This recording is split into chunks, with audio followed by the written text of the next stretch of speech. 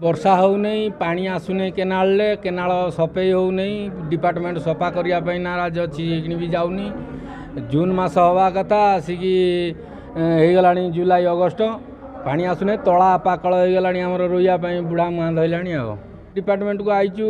ଆପତ୍ତି କରିବା ପାଇଁ ଯେ ପାଣି ଦିଅ କେନାଲ ପାଣି ଦେଲେ ଆମେ ଟିକେ ଚାଷ କରିମୁ କି ବଞ୍ଚିମୁ ଜଳକର ଦେଉଛୁ ସବୁ କିଛି ଦିଆହେଉଛି ଖଞ୍ଜଣା ବି ଦିଆହେଉଛି କିନ୍ତୁ ଦେଖିଲା ବେଳକୁ ପାଣି ପହଞ୍ଚୁନି ଆମର ଲାଷ୍ଟ ମୁଣ୍ଡ କେନାଳ ଅଳିଆ ହେଉଛି ଆଗ କେନାଳ ବାଲାକୁ ପାଣି ଦିଆହେଉଛି ଆମକୁ ଦିଆହେଉନି ଆଉ ମୁଁ Antarjay Mohanty assistant executive engineer Binjhapur sub division irrigation ଆଜି କିଛି ଚାଷୀ ମାନେ ଆସିଥିଲେ ଆମର ଯେଉଁ ପାଣି ସମସ୍ୟା ନେଇକି କେନାଲର କିଛି ଅସୁବିଧା ଥିଲା ଯେଉଁଠି ଏକ୍ସକାଭେସନ୍ କରିବାକୁ ଅଛି କଟିଂ କରିବାକୁ ଅଛି